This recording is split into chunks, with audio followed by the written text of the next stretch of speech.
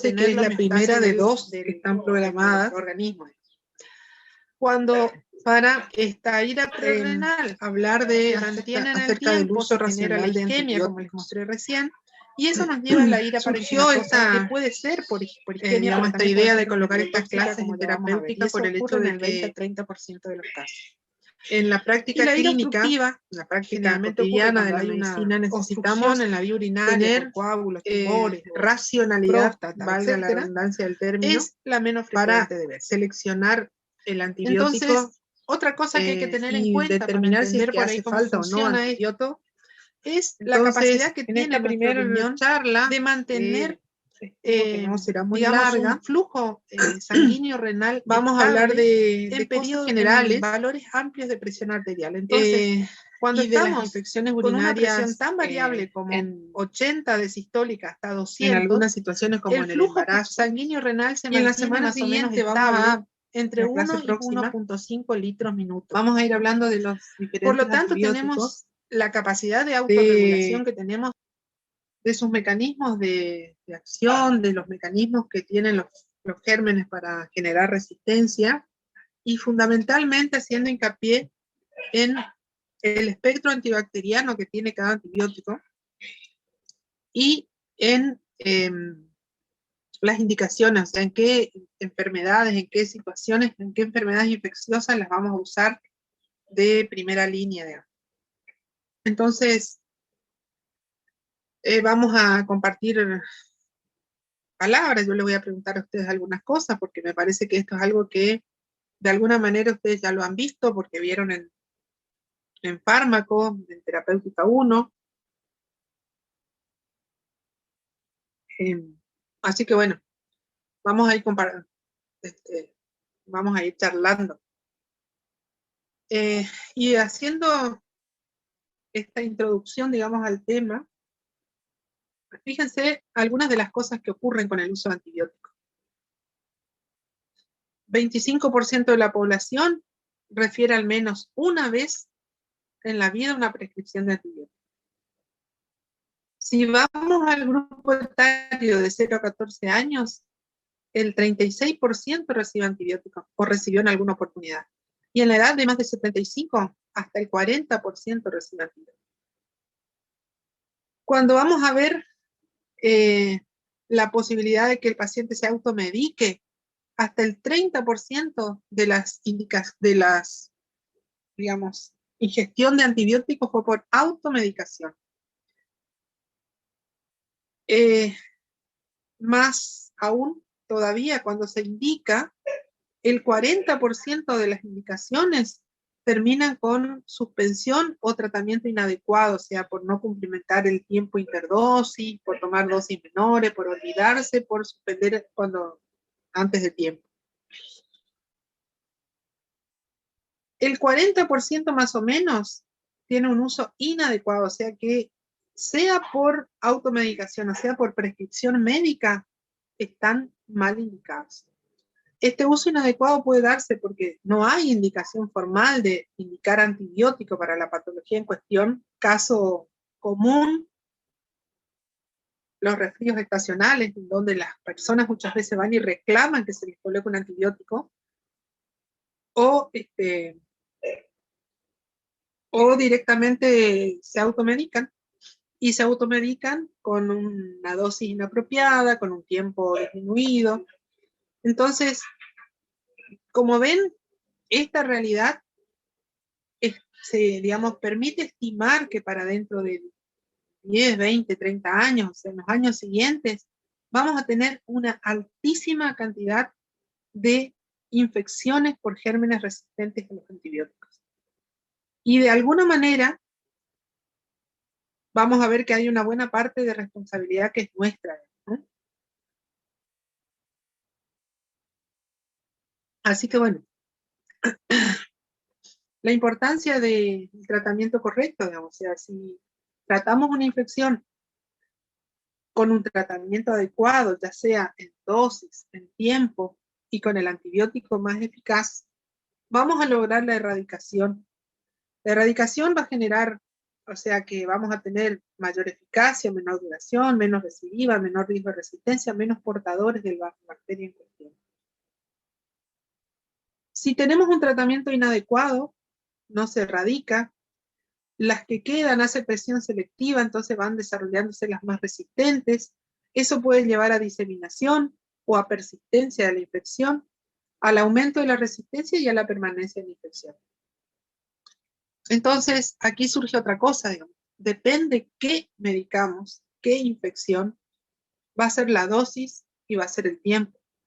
Entonces, por ejemplo, una neumonía no complicada de la comunidad, tal vez con 5 a 7 días de antibióticos sea suficiente. Una neumonía que requirió internación requiere mínimo 7 a 10 días. Y si ha tenido una internación, una neumonía grave que ha tenido internación en la UTI, va a requerir de 10 a 14 días de tratamiento antibiótico, ¿no? Lo mismo puede ocurrir para las infecciones urinarias. Una infección urinaria no complicada en una mujer que no tiene factor de riesgo, con 3 días de antibiótico es suficiente. Ahora, si tiene alguna condición de mayor riesgo, probablemente necesite 5 o 7 días de antibiótico. Si tenemos una infección urinaria en el hombre, que es solamente infección urinaria, o sea, de la orina, baja, probablemente con 7 días de un antibiótico correcto sea suficiente. Ahora, si tiene una prostatitis, va a requerir 28 días de antibiótico para erradicar la infección. Entonces, esas son las cosas que tenemos que primero diagnosticar correctamente, posicionarnos en la enfermedad en cuestión que estamos tratando y decidir, o sea, definir cuál es el tratamiento adecuado, en dosis, en qué antibiótico y en tiempo. Siguiendo con estadísticas, fíjense, los antibióticos se utilizan la mitad de los que se consumen en humanos. Algunos se utilizan para la producción de ciertos alimentos. La mayoría de los países que tienen autoconsumo son los países desarrollados, o sea, el mayor consumo. La mayor parte de los antibióticos se utilizan para las infecciones respiratorias, de las cuales tal vez la mitad o menos no necesita antibiótico. Y fíjense, el 36% corresponden a prescripciones en atención primaria de la salud y el 50% en las urgencias, en las guardias hospitalarias. Sin duda que eso ha generado un aumento de las resistencias de las bacterias a los antibióticos.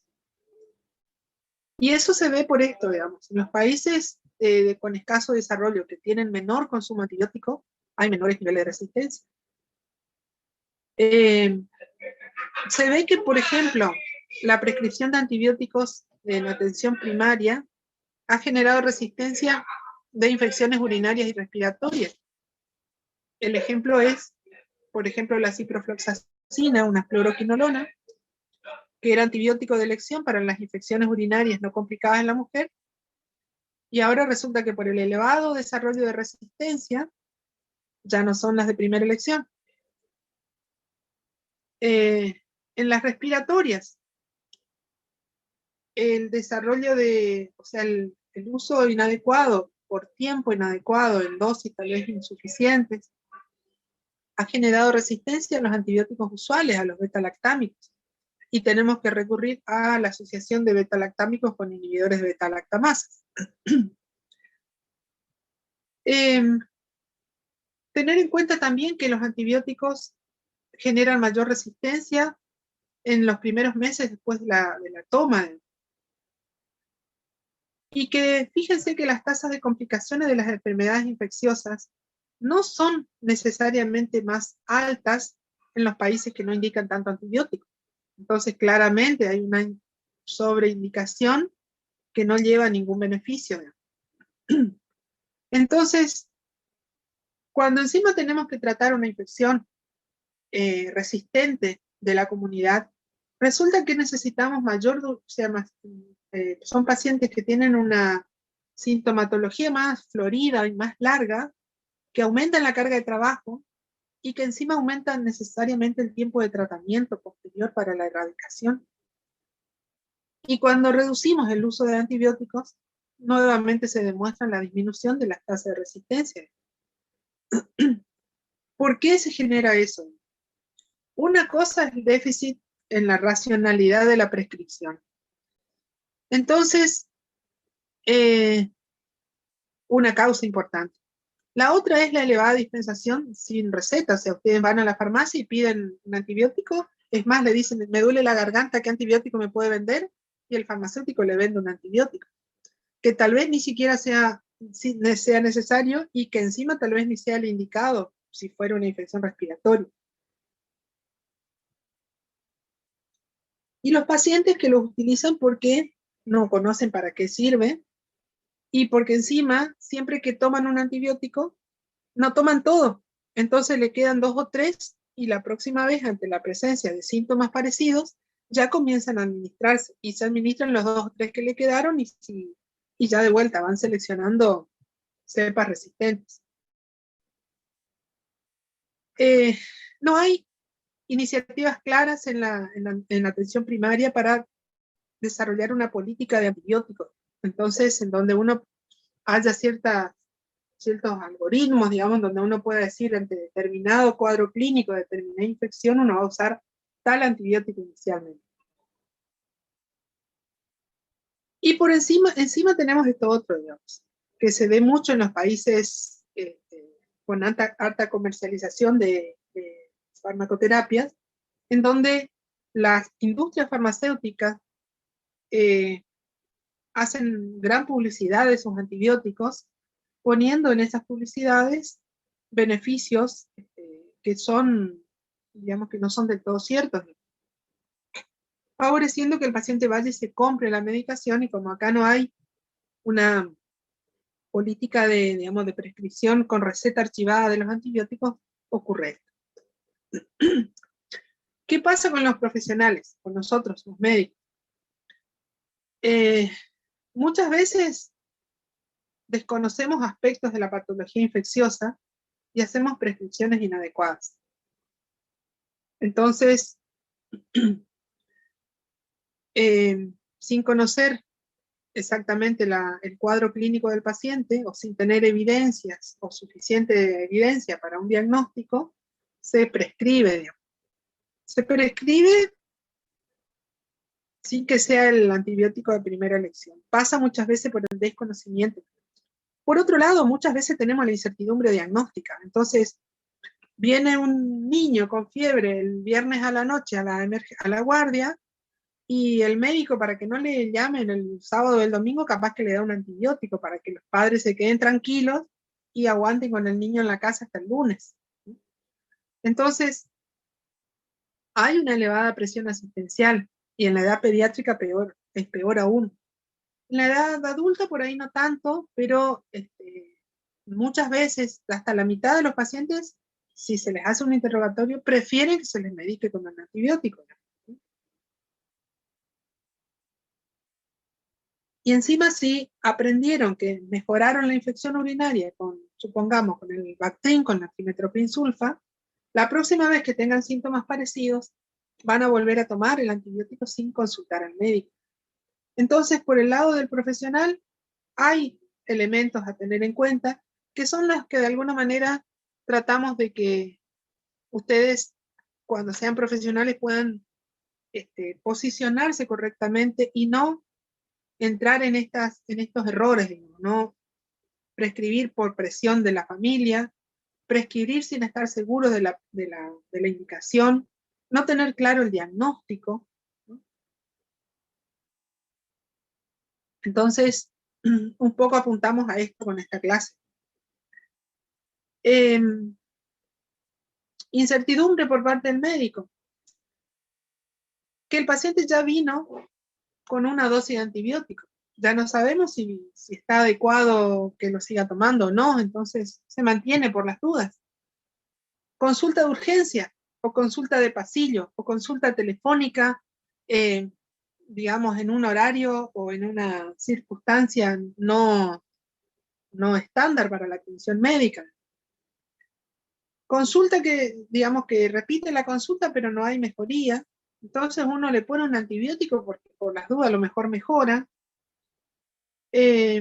Experiencia negativa reciente, o sea, el médico en una situación anterior dijo, no, yo no voy a medicar sin evidencia cierta de infección, y resulta que era una infección y se equivocó.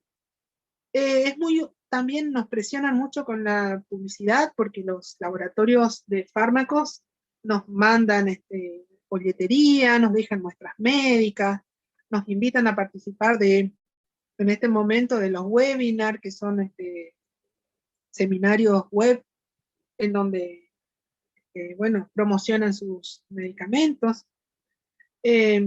Dificultad de acceso a la atención sanitaria. Entonces, cuando viene un paciente del campo, por ejemplo, y que sabemos que lo vamos a ver hoy y tal vez no pueda venir hasta dentro de 15 días, más vale le damos un antibiótico para tratar de que, bueno, apostar a que le haga bien.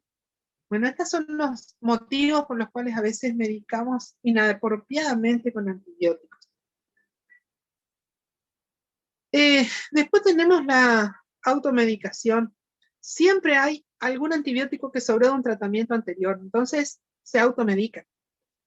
Se automedican en enfermedades que no requieren antibióticos, ¿no? O sea, las infecciones respiratorias son las causas es lo más común. La mayoría de las enfermedades estacionales son virales y las personas insisten en aliviarse, y es más, asumen que la toma del antibiótico les ha mejorado, cuando que en realidad lo que les ha mejorado es la propia inmunidad y la evolución del proceso infeccioso. Entonces, en general tenemos un uso inadecuado siempre.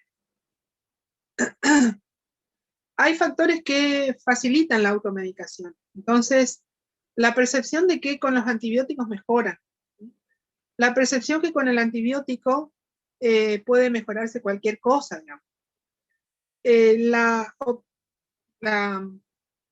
Conseguir rápidamente un antibiótico. Uno va a la farmacia, le pide al farmacéutico y le dice, sí, mira, te vendo esto, ¿no?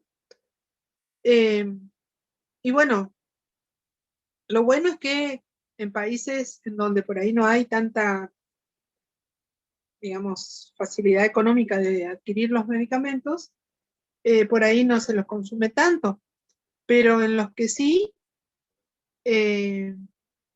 tenemos factores que hacen que los pacientes vayan y se compren, y que como no saben, toman la dosis que les parece, y ni siquiera el farmacéutico a veces conoce la dosis que el paciente necesita.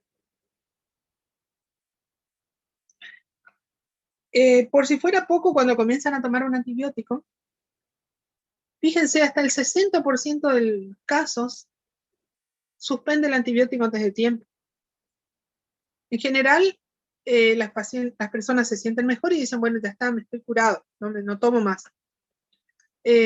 Tal vez tenga que ver que no les hemos dado instrucciones sobre el uso, que no le indicamos correctamente cómo tomar y qué dosis darle, y que tal vez le dimos un tiempo de tratamiento no correcto. O sea, hay de vuelta, el incumplimiento puede ser por una cuestión de desconocimiento, que el médico no fue correcto en la explicación. Por eso siempre cuando se indica un antibiótico hay que decirle qué antibiótico, el nombre, la dosis, cada cuántas horas debe tomar y por cuántos días, y ponerle incluso hasta tal día, cosa que sepamos que él, no sé, de darle todas las posibilidades de que él no se olvide de que tiene que tomar 7 días o 5 días o 14 días.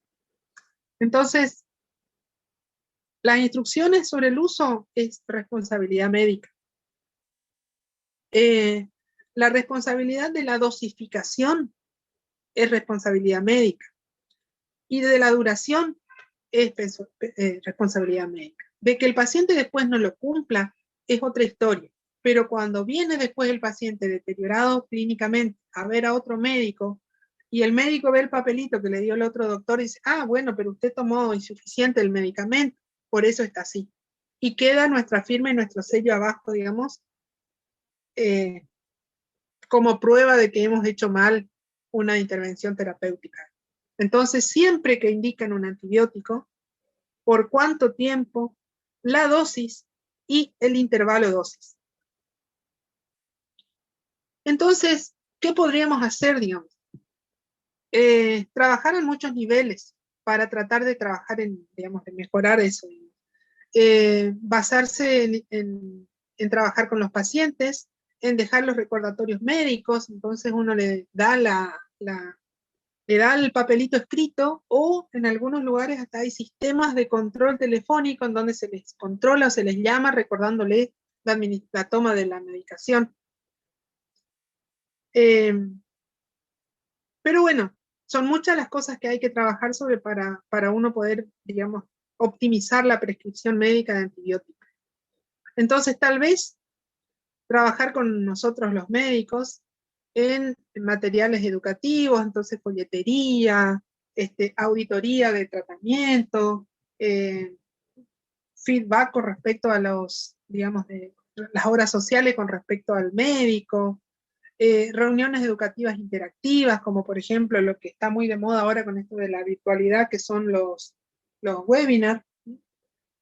En los pacientes, para los pacientes, indicar que, digamos, la indicación del antibiótico realmente cuando haga falta, o sea, cuando hemos constatado que hay una infección que requiere tratamiento antibiótico.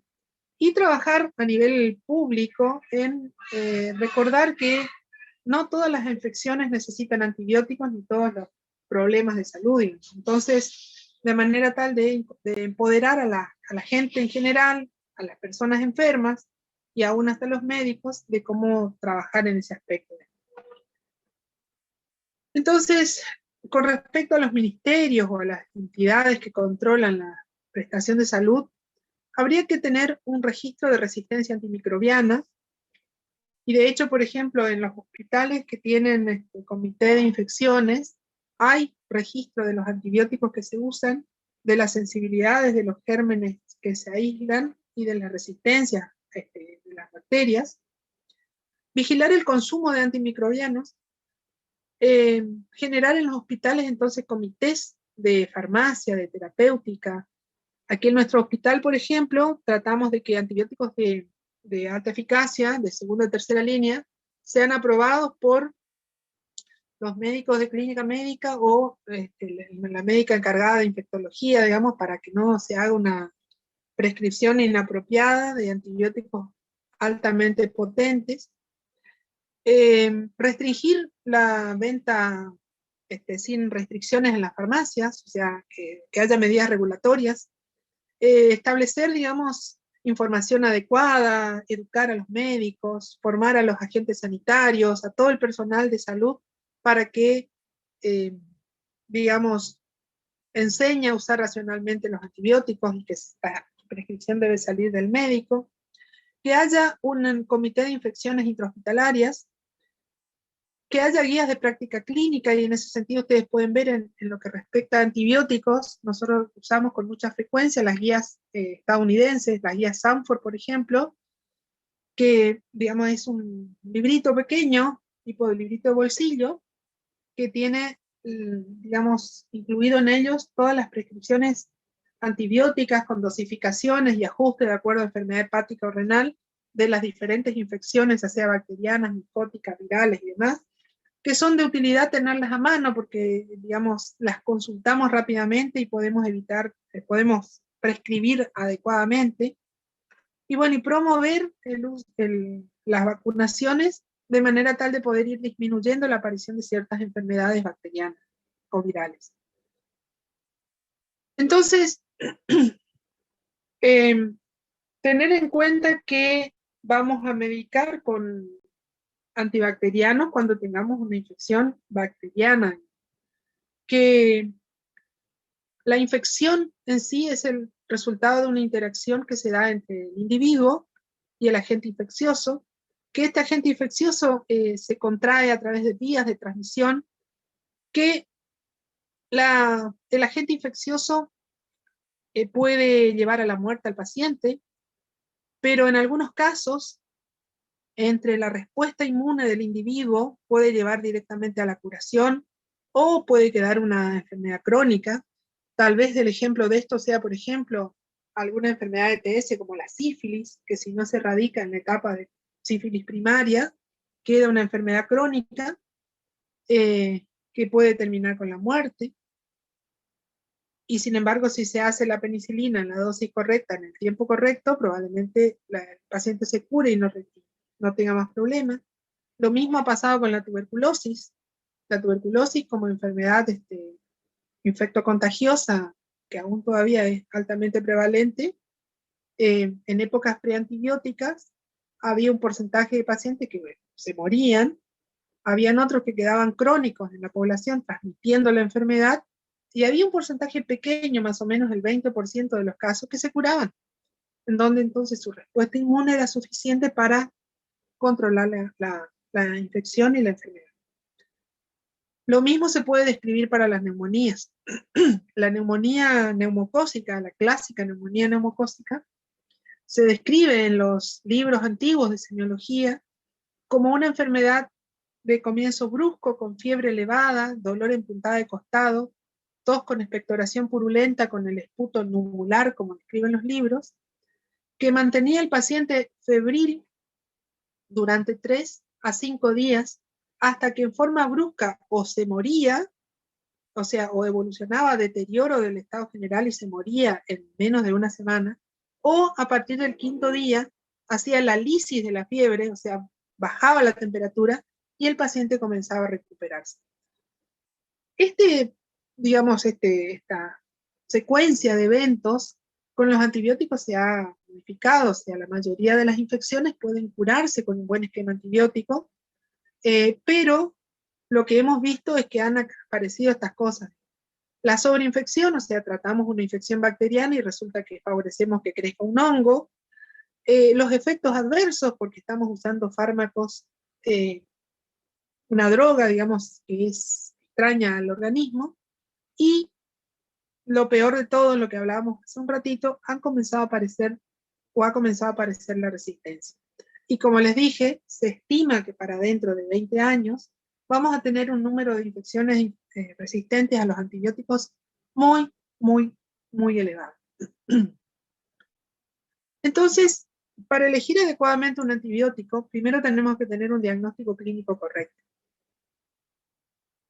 De este diagnóstico clínico correcto deberíamos conocer si es un diagnóstico infeccioso, la estadística microbiológica. Entonces, en el caso de una neumonía, saber cuáles son los gérmenes más comunes y cuál es la sensibilidad en la población en la que trabajamos de los gérmenes a los antibióticos. Entonces, ustedes recordarán que el año pasado estudiaron la guía de la sociedad, del Comité Intersociedades de las neumonías acá de la Argentina, digamos, en donde están agrupados grupo A, B, C, y tienen encima los gérmenes más probables y los antibióticos de acuerdo a esos gérmenes, ¿no? Entonces, conocer esas guías de práctica que se basan en estas estadísticas es de utilidad para seleccionar el antibiótico correcto. La otra cosa importante es conocer la metodología del diagnóstico microbiológico. Entonces, ¿cuándo vamos a pedir y cómo un cultivo del esputo? ¿Cuándo vamos y para qué, obviamente? Aclararle al bacteriólogo o al microbiólogo, digamos, qué es lo que estamos buscando. Entonces, ponerle si buscamos hongos, si buscamos bacterias, si buscamos bacterias intracelulares. Conocer que hay, además de la metodología, de la búsqueda del microbio en sí, podemos tener evidencia indirecta de la infección, como por ejemplo serologías, reacciones de inmunofluorescencia, de test de ELISA, etc. Y después claramente necesitamos conocer las drogas, ¿no? ¿Qué droga vamos a usar? ¿Cuál es la farmacocinética, la farmacodinamia? ¿Cuáles son sus efectos adversos?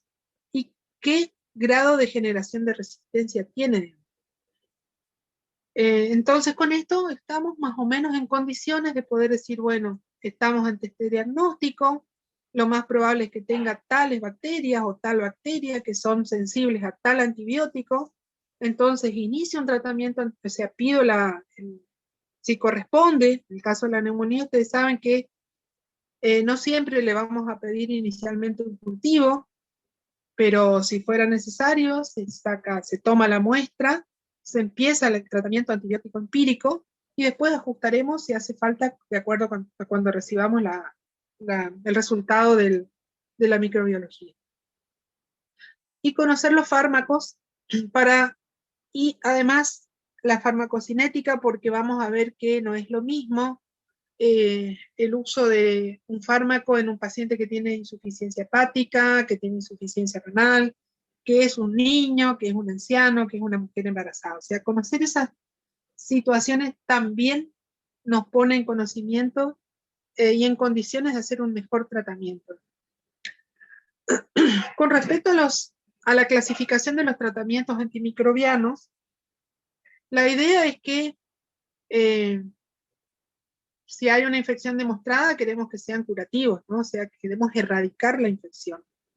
Pero muchas veces, ante la presencia de infecciones recurrentes, vamos a usar tratamientos preventivos.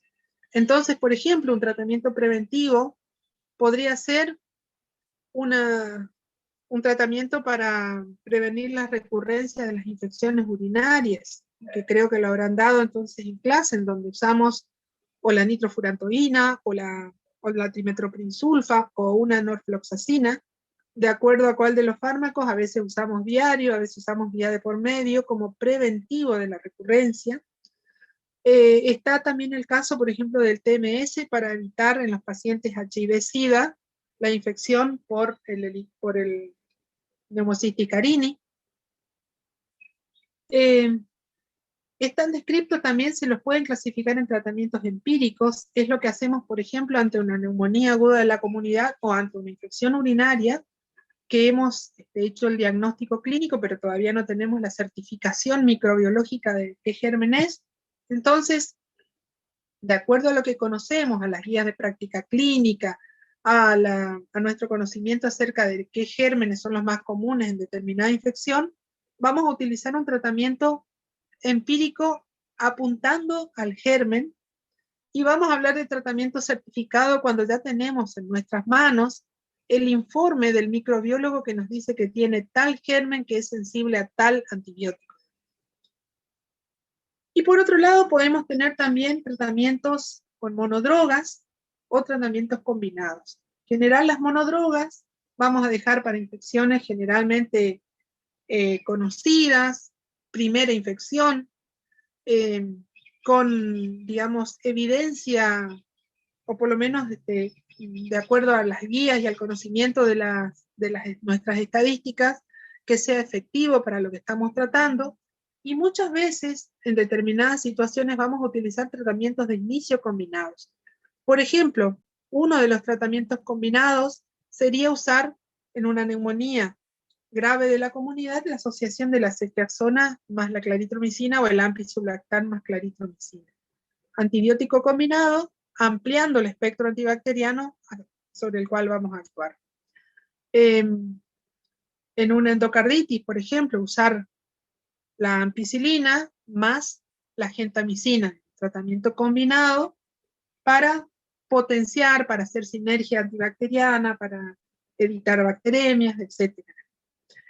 Tratamientos combinados ante infecciones graves, por ejemplo, ante la sospecha ante un abdomen peritonítico, colocar una combinación de un antibiótico que cubra gram negativos, como por ejemplo una cefalosporina de tercera, asociado a un metronidazol o una clindamicina como tratamiento antibacteriano de los gérmenes anaerobios del intestino.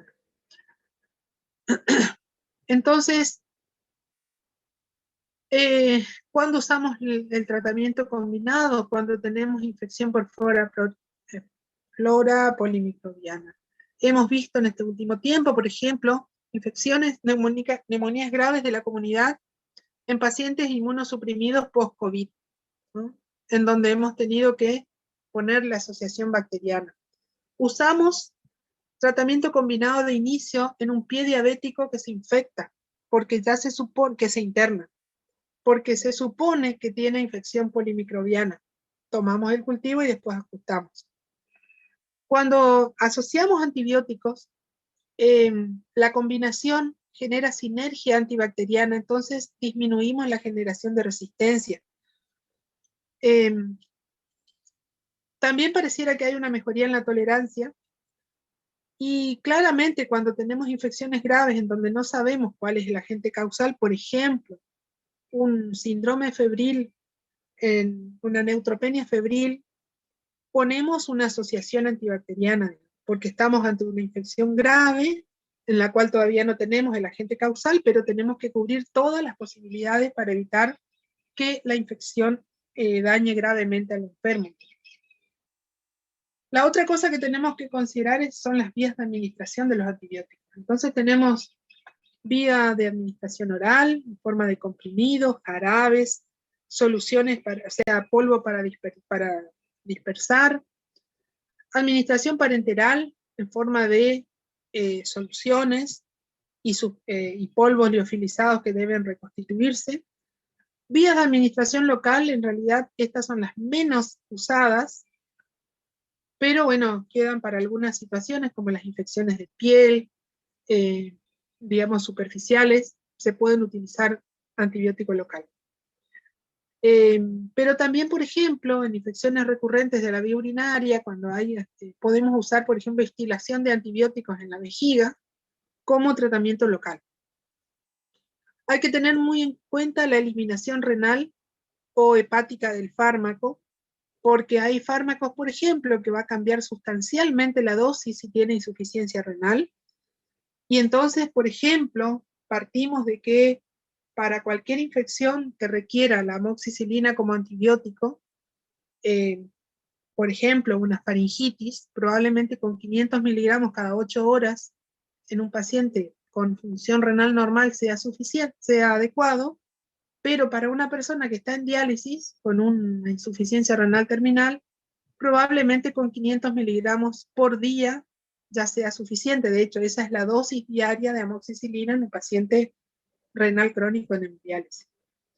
Con respecto al metabolismo hepático, hay que ver, por ejemplo, recuerdo algunas, el tratamiento de los fármacos de la tuberculosis, por ejemplo, hay 3 fármacos antituberculosos que son hepatotóxicos dentro de los de primera línea, ¿no? La rifampicina, la isoniazida y la piracinamida.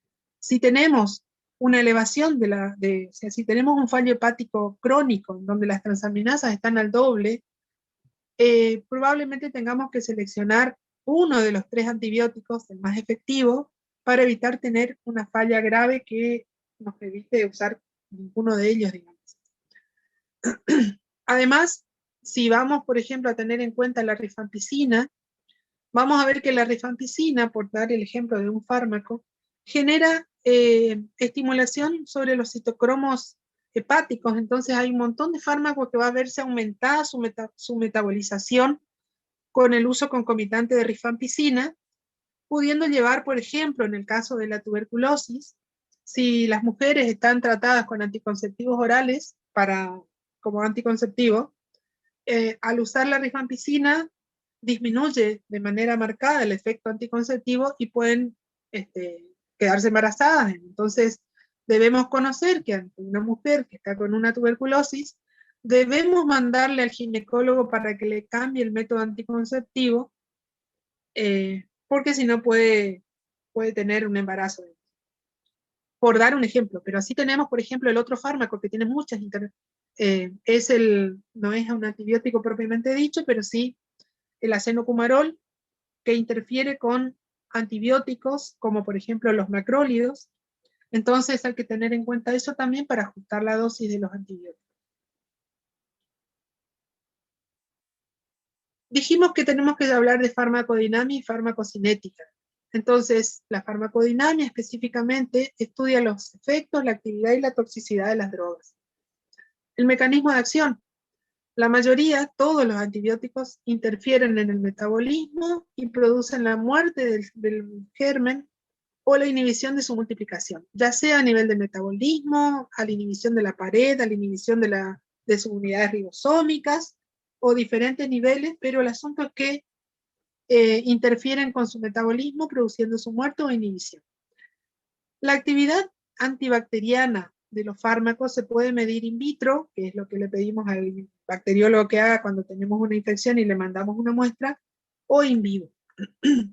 El in vitro se hace por el antibiograma. La forma más común, la que hacen habitualmente, son los disquitos que tienen, digamos, diferentes antibióticos y que y se mide, digamos, qué inhibición de la bacteria genera cada antibiótico que está en el disquito. Hay una serie de diferentes maneras de hacer estos antibiogramas, pero lo cierto es que es como nos informan los bacteriólogos. Entonces nos informan que el paciente tiene la sensibilidad a tales fármacos y tiene resistencia a tales otros. Es importante en estos casos, sobre todo en algunas infecciones, conocer la concentración inhibitoria mínima y la concentración bactericida mínima del antibiótico para poder ajustar la dosis. Entonces, por ejemplo, en algunas infecciones, algunas, por ejemplo, las relacionadas con los estafilococos meticilino resistentes, importa por ahí, cuando tenemos una mala respuesta antibiótica, conocer estas variables, la CIM y la CBM, o sea, inhibitoria mínima y bactericida mínima, porque probablemente tengamos que adecuar la dosis para lograr esta CIM o para lograr esta CBM, y que de esta manera tengamos respuesta a el antibiótico que estamos usando. Eso puede ocurrir también con algunas otras bacterias, como algunas enterobacterias, en donde es importante conocer estas variables. Y después, bueno, in vivo es más complicado, y lo que vamos a buscar ahí va a ser el poder inhibitorio o bactericida del suero y de los líquidos orgánicos en general. O sea, lo que habitualmente se hace es la sensibilidad in vitro. Otra cosa que hay que tener en cuenta es algunas particularidades de algunos antibióticos. Por ejemplo, los aminoglucósidos sobre todo, pero también ahí entran las fluoroquinolonas y las tetraciclinas, tienen lo que se conoce como el efecto antibiótico, que es la persistencia de la actividad antibacteriana por debajo de la concentración inhibitoria mínima por un tiempo más allá del tiempo de vida de este antibiótico, ¿no? También se describe el efecto leucocitario postantibiótico, en donde hay antibióticos que es como que estimulan las defensas del huésped, y entonces son los gérmenes más susceptibles a esta defensa.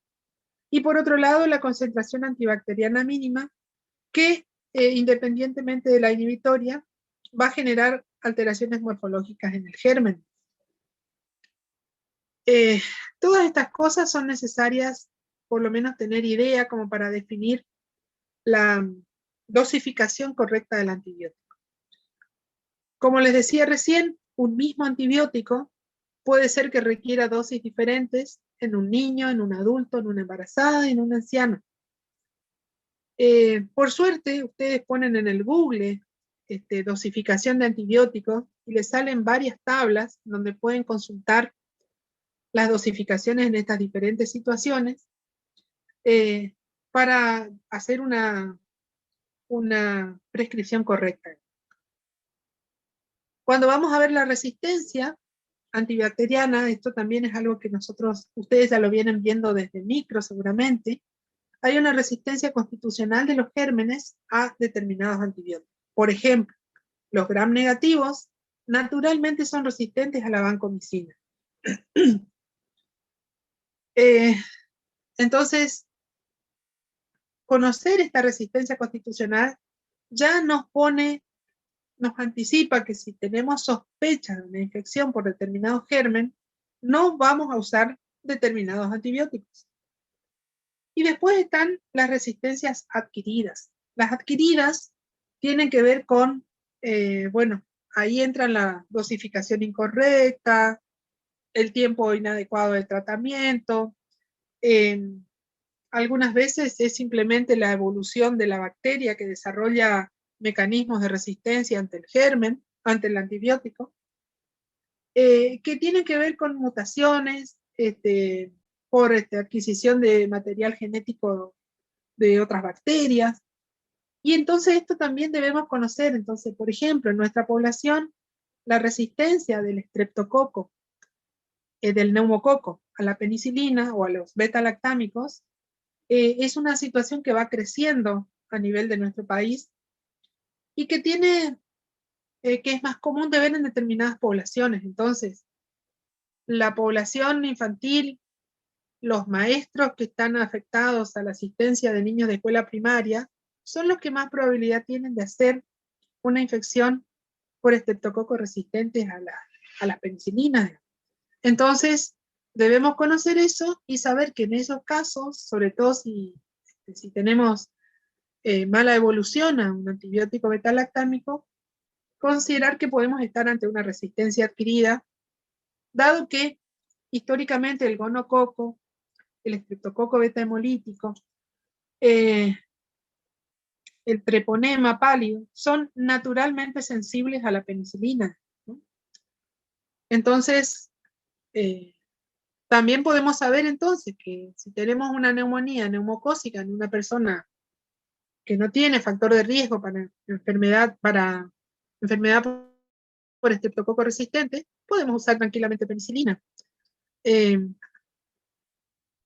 Y ya, por ejemplo, debido a la resistencia del gonococo, de Neisseria gonorrea, a la penicilina, ya los esquemas, las guías de tratamiento ya no lo ponen a la penicilina como el principal antibiótico, ya lo ponen a la ceftriaxona o a la fluoroquinolona.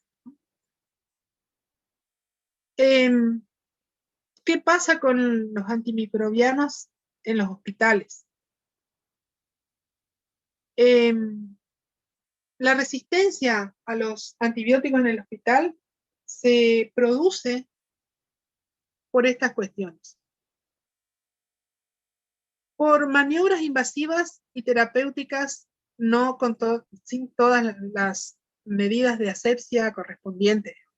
Nosotros, por ejemplo, tenemos con mucha frecuencia infecciones urinarias por manipulación incorrecta de la vía urinaria. Entonces, lo que tenemos que hacer es tener en cada hospital un programa de prevención. Generalmente hay una enfermera encargada del control de infecciones, que controla que se haga el lavado de manos, que se hagan las maniobras con todas las medidas de asepsia correspondientes.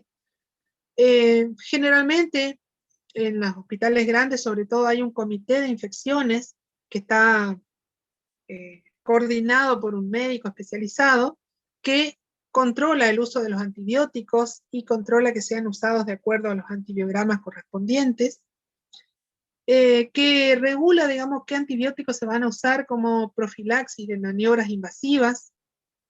Entonces, se puede establecer a nivel del hospital algunas medidas para disminuir la posibilidad de aparición de cepas resistentes. Sin duda, a nivel de comunidad y de hogar se debe trabajar desde atención primaria de la salud, favoreciendo o promoviendo la consulta ante la sospecha o ante los síntomas de alguna enfermedad infecciosa sin automedicación, y a nivel comunitario también evitar que sean dispensables sin ningún control los antibióticos.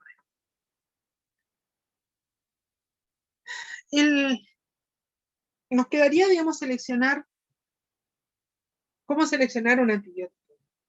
Si nosotros tuviéramos que elegir el antibiótico ideal, debería ser un antibiótico que penetre adecuadamente en el lugar donde está la infección, que tenga, digamos, una sensibilidad, que el germen sea sensible, que la biodisponibilidad del antibiótico sea alta, o sea, la capacidad de llegar, de absorberse y de usarse dentro del organismo, el estado clínico del enfermo, la concentración necesaria a alcanzar en el sitio, los efectos adversos y los costos. Entonces, hay que ver todo esto, digamos. De todos modos, a veces entre el estado clínico, la concentración y los costos, uno digamos, prioriza la mejoría del paciente dejando de lado el costo, o sea, se utilizan antibióticos costosos de acuerdo a la necesidad. Entonces, el antibiótico ideal sería que tenga un espectro dirigido hacia el agente causal, que tenga la mayor biodisponibilidad. Entonces, si tomo 500 miligramos, que se absorban 500 miligramos y que vayan a hacer efecto, que se concentre en el sitio de infección, que tenga mayor actividad en las condiciones generadas por la infección. Entonces, en la infección que genere inflamación en el sitio, que llegue con más concentración el antibiótico, que tenga mínimos efectos adversos sobre el huésped, sobre el ambiente, que no genere resistencia de la bacteria hacia el mismo y que el costo sea reducido. Prácticamente uno podría decir no existe el antibiótico ideal. Uno tiene que ver dentro de estas características, tratar de elegir el que cumpla la mayor cantidad de estos puntos. Entonces, lo que vamos a tratar en la clase siguiente va a ser ver cada grupo antibiótico tratando de ver hacia qué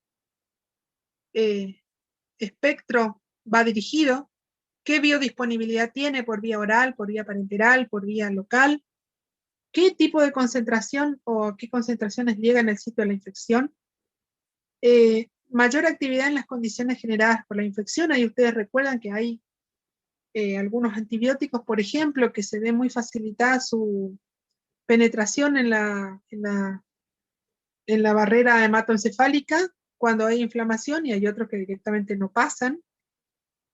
Tratar de que los efectos adversos sean menores, entonces minimizar el efecto adverso, por ejemplo, el nefrotóxico de los aminoglucósidos, que no genere resistencia. Para no generar resistencia tiene que ser altamente eficaz, entonces directamente mata la bacteria lo más rápidamente posible, y lo ideal sería que elijamos también por costo, de manera tal de ser racionales en el avance de la indicación terapéutica. ¿Alguien tiene algún comentario que hacer hasta ahora?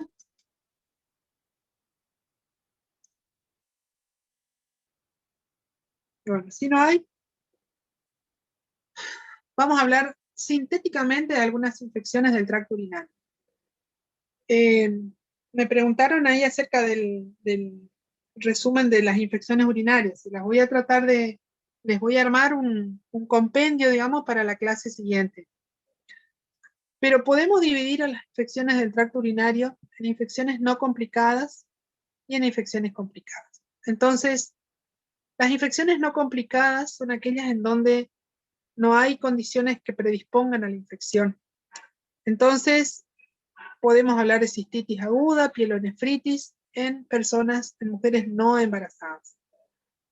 Y hablamos de infecciones complicadas cuando se dan en embarazadas, cuando son ancianos, cuando son personas que están institucionalizadas, que tienen litiasis renal y que son hombres.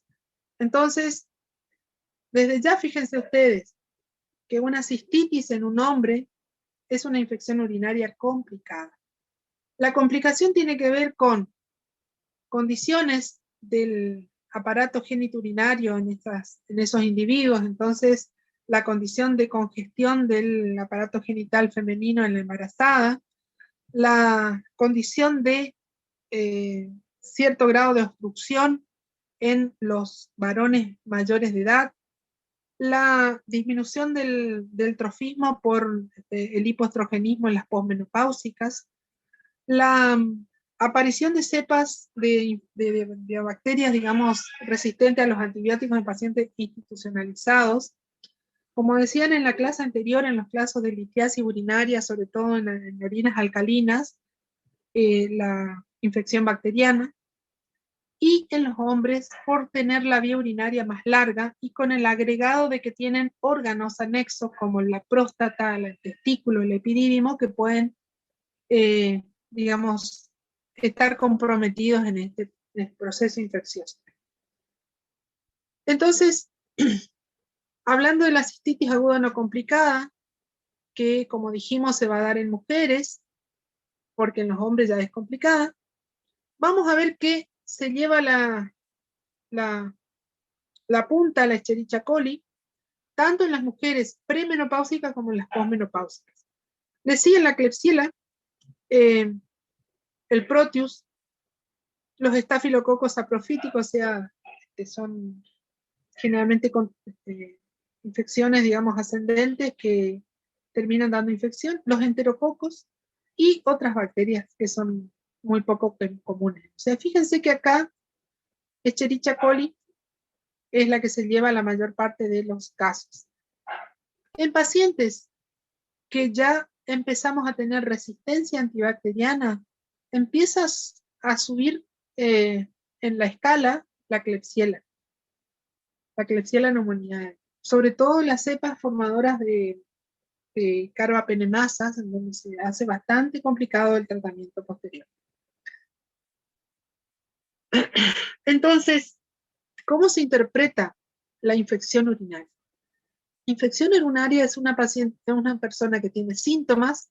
Los síntomas pueden ser fiebre, disuria, colaquiuria, dolor en el hipogastrio, en algunos casos ya pensando en complicadas, deterioro del estado general, trastorno del sensorio, en donde encontramos en la orina leucocituria y bacteriuria con un recuento de 10 a la 3 colonias.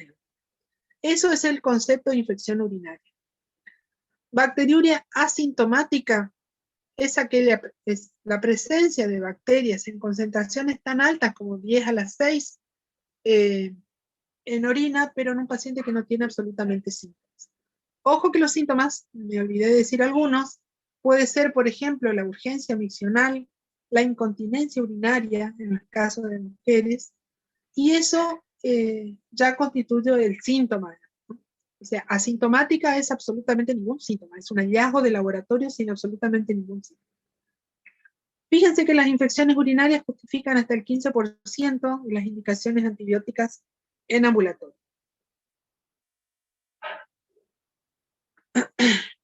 Los tratamientos a tener en cuenta, por suerte, son altamente efectivos. La mayoría de los antibióticos alcanzan buenas concentraciones en orina por encima de su concentración inhibitoria mínima.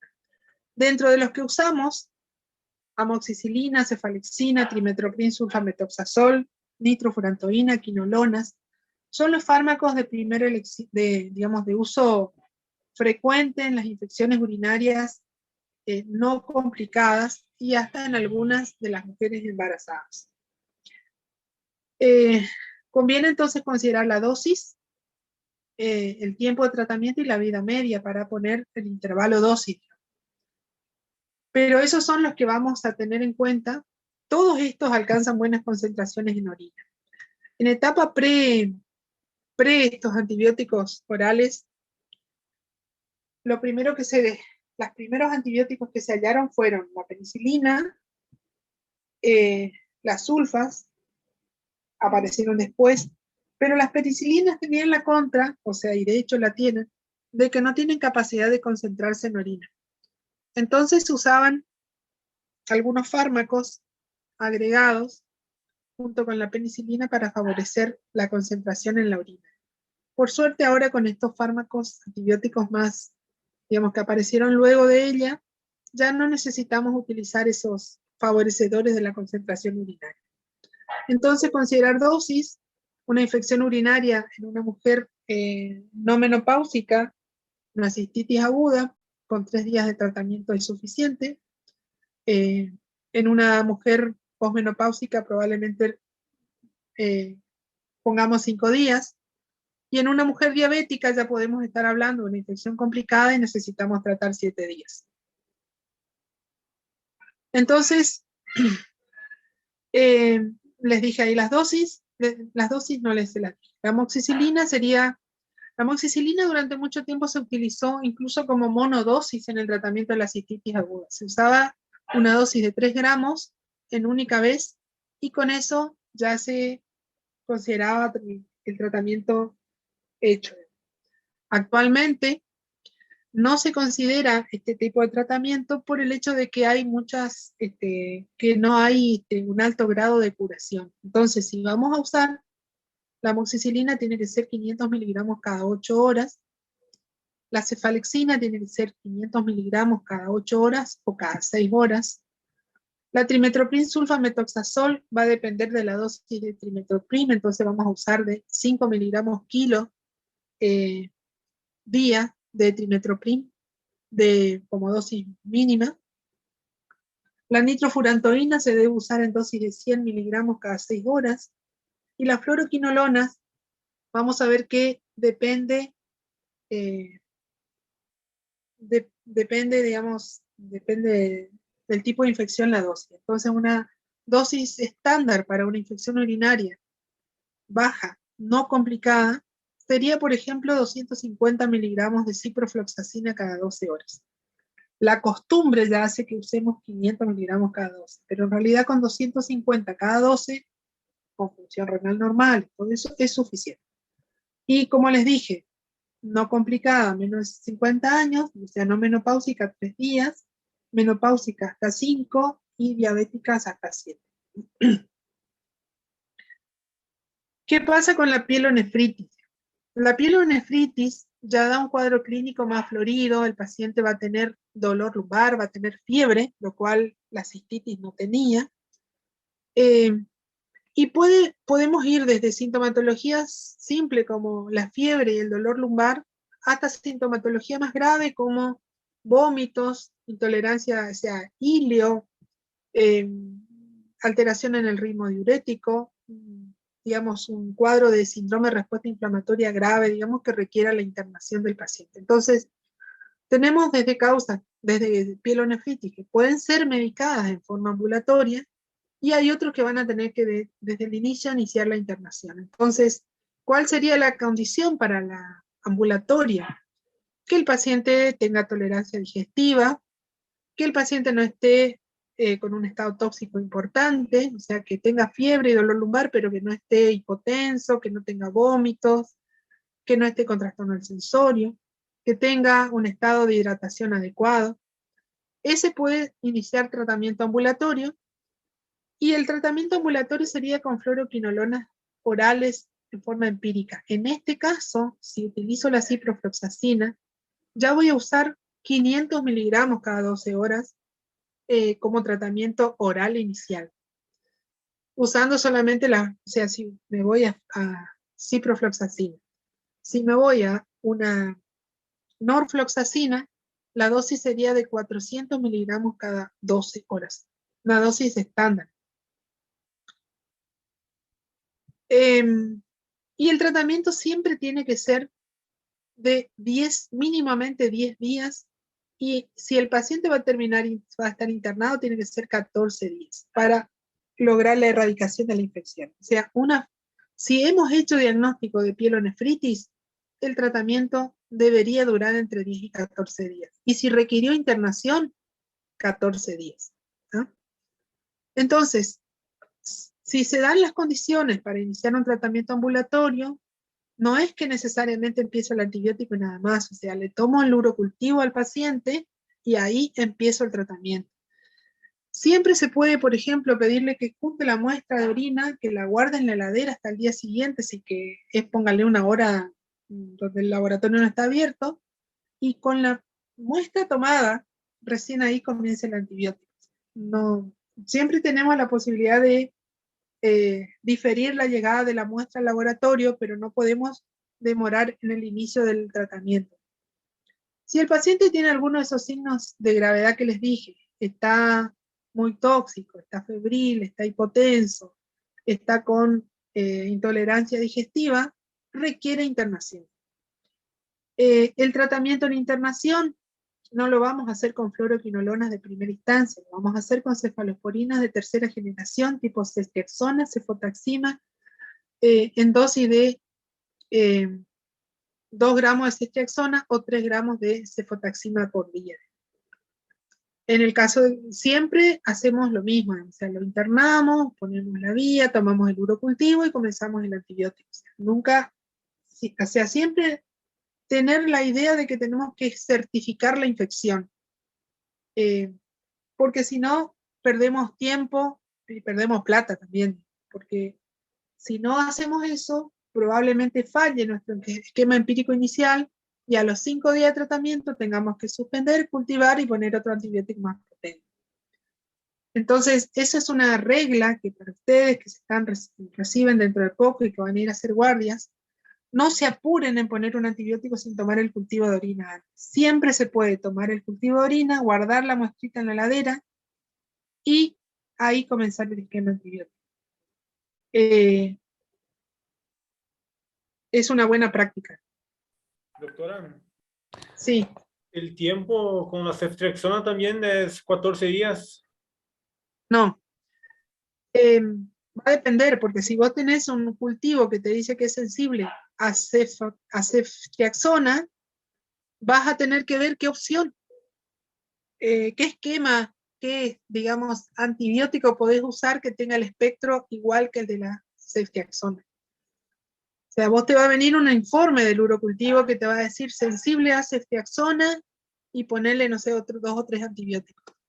Si tenemos ahí una opción oral, esa sería la opción oral para pasar, supongamos viene sensible a ceftriaxona, a TMS, sulfametoxazol y a gentamicina.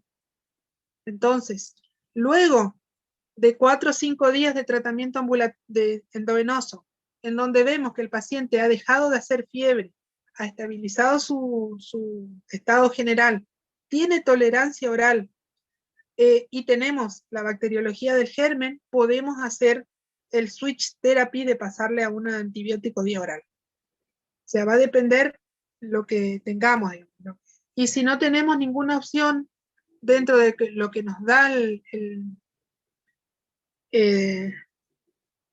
informe del urocultivo, la opción en el caso de que tengamos una ceftriaxona es pasarle a una cefixima oral, que es una cefalosporina tercera, la única que viene en forma oral, que podría ser la elección para completar los 14 días de tratamiento antibiótico.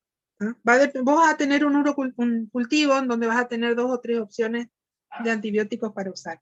Y si no tenés ninguna opción, supónganse, el cultivo viene sensible, es una Klebsiella pneumoniae sensible a imipenem, a amikacina y no sé, y no tenemos otra opción y tendremos que usar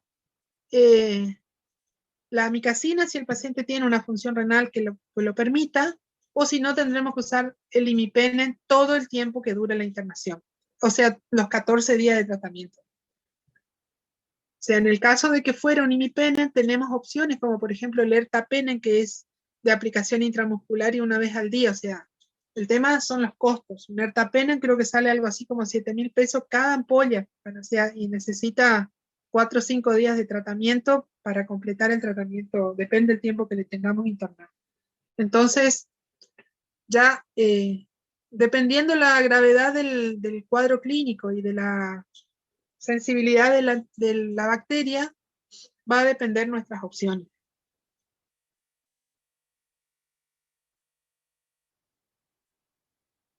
La otra situación que suele ocurrir es el de la infección urinaria recurrente.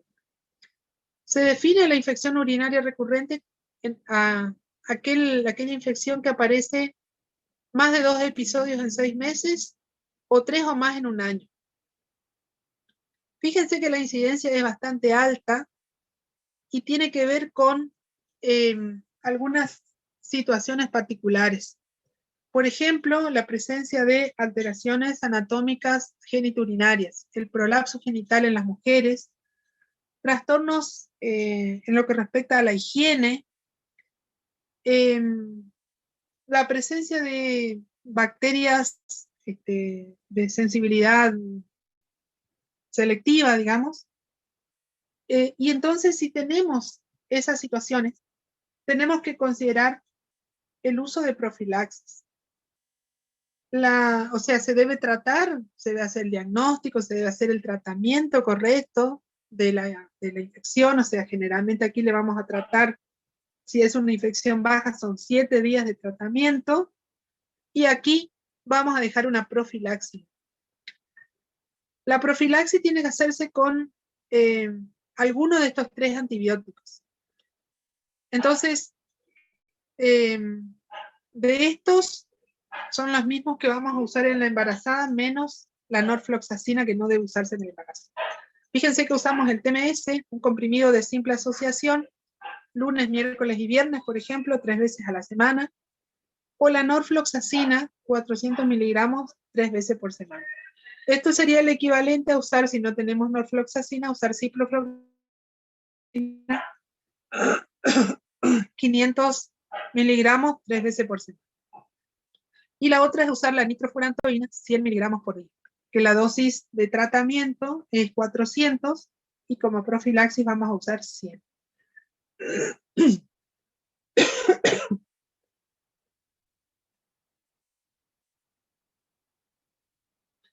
Con esa profilaxis se previene la gran mayoría de los episodios.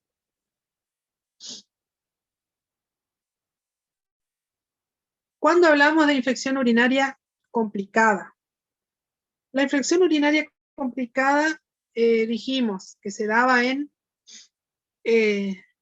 hombres, en mujeres embarazadas, puede considerarse situaciones como la diabetes, y vamos a ver que particularmente en la mujer embarazada puede presentarse de 3 maneras. Como una bacteriuria sintomática, dijimos ausencia absoluta de síntomas, pero un recuento de más a 10 a la 5 colonias en 2 muestras de orina. Puede presentarse como cistitis, esta ya es sintomática, con disuria, polaquiuria, tenesmo vesical, o puede presentarse sin fiebre, o puede presentarse como una pielonefritis aguda, en donde la paciente va a tener dolor lumbar, va a tener fiebre, puede tener vómitos, intolerancia digestiva, o puede hasta incluso desencadenar una amenaza de parto o de aborto. Entonces, en la mujer embarazada, las 3 situaciones deben medicarse, ¿no? En lo que respecta a la bacteriuria sintomática, nuevamente la Escherichia coli es más hallada, pero tenemos en la mujer embarazada el Enterococo agalactiae, este Streptococo agalactiae, que se aísla hasta en un 5% de las mujeres embarazadas y requieren el tratamiento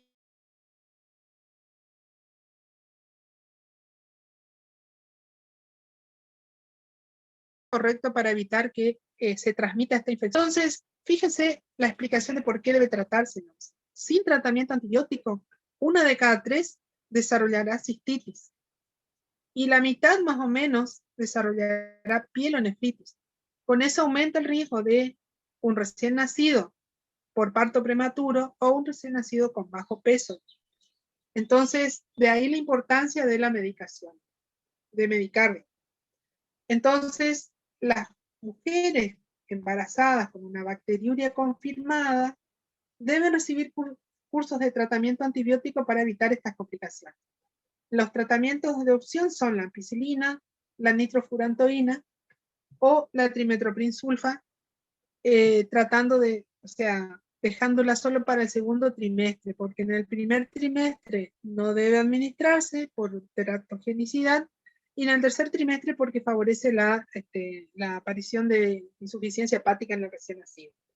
Entonces, ampicilina, vía oral, 500 miligramos cada 6 horas, nitrofurantoína, 100 miligramos vía oral cada 6 horas, de 5 a 7 días para erradicar la bacteriuria asintomática. Y después deberían, digamos, si hay recurrencia, deberían seguir con una profilaxis antibacteriana. Si el paciente si la mujer ya tiene una infección urinaria, o sea, tiene síntomas y tiene gérmenes, las opciones son la cefalexina, que particularmente a mí me gusta indicar 500 miligramos cada 6 horas, porque ese es el tiempo en el que exactamente vamos a tener, digamos, vamos a tener cubiertas las 24 horas con el antibiótico. Podemos utilizar la nitrofurantoína, 100 miligramos cada 6 horas. La amoxicilina clavulánico, 500 miligramos 3 veces al día también, la dosis, digamos, óptima sería cada 8 horas. El TMS de doble asociación, o sea, sería el Bactrim Forte, 2 veces al día, cada 12 horas. La fosfomicina B en única dosis, pero la fosfomicina se trata de dejar para última instancia, digamos, no agotar esta opción, digamos. Entonces no sería la primera recomendación. En el caso de las infecciones urinarias, baja sería de la mujer embarazada.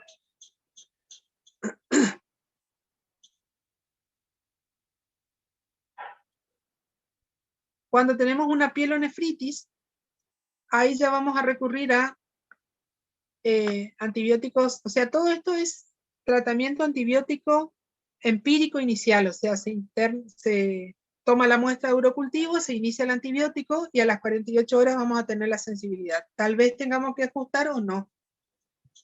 En el caso de la infección urinaria alta, que debe hacerse con la persona, con la mujer embarazada internada, debe comenzarse con ceftriaxona, y en realidad tenemos la costumbre de poner cada 12 horas, pero con 1 gramo cada 24 horas es suficiente. La ampolla de ceftriaxona viene de 1 gramo, entonces no tiene sentido dividirla en 500 cada 12, entonces muchas veces ponemos 1 gramo cada 12, pero con 1 gramo por día es suficiente.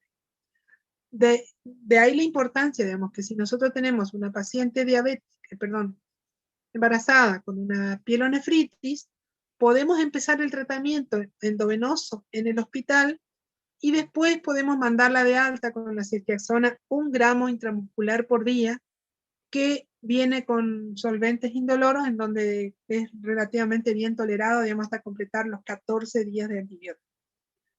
La otra opción sería la cefalotina endovenosa, 1 gramo cada 8 horas o cada 6 horas. El ampicillin, que aquí la recomendación, fíjense que acá dice 3 gramos cada 8 horas. Y la ampolla de ampicilina sulbactam viene de 1.5 gramos. Entonces significa que tenemos que darle 2 frascos de ampicillin cada 8 horas a la mujer embarazada con pielonefritis. Y podríamos usar gentamicina. La gentamicina tiene también la desventaja de que es un nefrotóxico, entonces puede transmitir esa nefrotoxicidad al feto si se mantiene por mucho tiempo el antibiótico. Entonces, de primera uno no la va a elegir. La ventaja de la gentamicina, que es un antibiótico barato, que es de fácil prescripción, pero bueno, tiene sus desventajas. Y si tuviéramos que usar gentamicina, podemos usar esta dosis que se calcula por gramos kilo de 3 a 5 miligramos kilo intramuscular 1 vez al día. Con algunas recomendaciones que, si te recuerdan, en la clase que dimos hace un rato les dije, ¿no? Son nefrotóxicas, hay que controlar la función renal. El tratamiento de la pielonefritis en la embarazada debe durar 14 días. No hay otra vuelta que darle. La letra B y letra C hace referencia al grado de seguridad. Grado de seguridad de indicación, exacto. Bien, gracias. Estas recomendaciones las saqué del consenso argentino, un consenso intersociedad del manejo de las infecciones urinarias, entre la Sociedad Argentina de Urología, de Terapia Intensiva y de Infectología. Bueno, y lo que les decía... Permiso, doctora, siempre entonces si es una infección de la vía alta en la embarazada, ¿se hace inyectable? Sí. Debe empezar internado, porque acuérdense que la pielonefritis puede generar contracciones, aumento de las contracciones. Entonces, por lo menos las primeras 48 horas, 72, debería ser en internación. Incluso hasta por ahí es conveniente hacer monitoreo, digamos, de la vitalidad fetal y de las contracciones uterinas. Gracias. Podemos utilizar profilaxis, fíjense que estamos hablando de el TMS a la dosis más baja, sería medio comprimido por día. La nitrofurantoína también dentro de medio a 1 comprimido por día. Y la cefalexina, que puede ser de estas 3 maneras, digamos, o sea, postcoital, puede ser por día, sobre todo para la cefalexina y la nitrofurantoína, o puede ser intermitente, día de por medio, para, digamos, cualquiera de las tres formas es útil, ¿no? Ha demostrado disminuir la infección recurrente. Bueno, y esta creo que era la última. Hay, digamos, muchas más consideraciones, pero en general, tener en cuenta que la infección urinaria en una mujer embarazada es una situación que requiere tratamiento, porque si no, ocurre lo que han visto, digamos, o sea, alteraciones en el feto, puede amenazar, o sea, puede desencadenar amenaza de parto, y eso, digamos, complica todo. Doctora, Y creo que es la última, sí. Doctora, en la forma intermitente que dijo de profilaxis, ¿se puede utilizar también 3 veces por semana? Sí, como se habla hoy. Claro, una alternativa es usar lunes, miércoles y viernes. O sea, te va a quedar un día en donde tenés 2 días que no administra, pero como, digamos, tiene efectividad.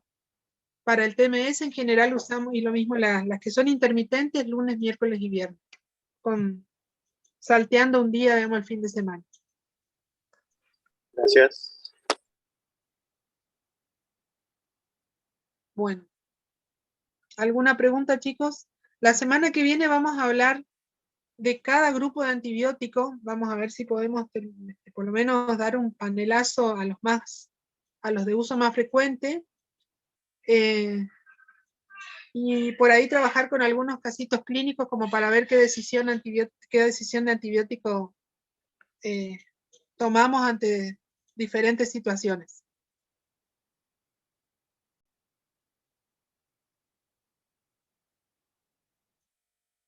¿Alguna pregunta?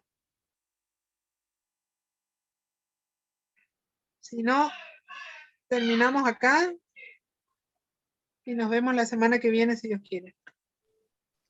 Gracias, doctora. Buen final de Gracias, semana. Gracias, doctora. Igual. Gracias, doctora, que tenga buen día.